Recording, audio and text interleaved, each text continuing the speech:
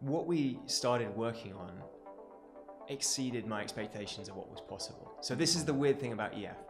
I started EF with a lens in front of my eyes of what I thought was possible based on the experiences I'd had in the past. And coming from a kind of traditional manufacturing and mechanical engineering background, the limits of my capabilities were kind of the traditional approaches that we'd used and studied.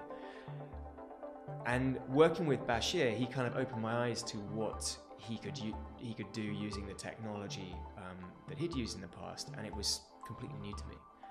And for me, there was one moment that sticks in my mind where he showed me like an MVP of something he'd produced based on a problem that we were looking at.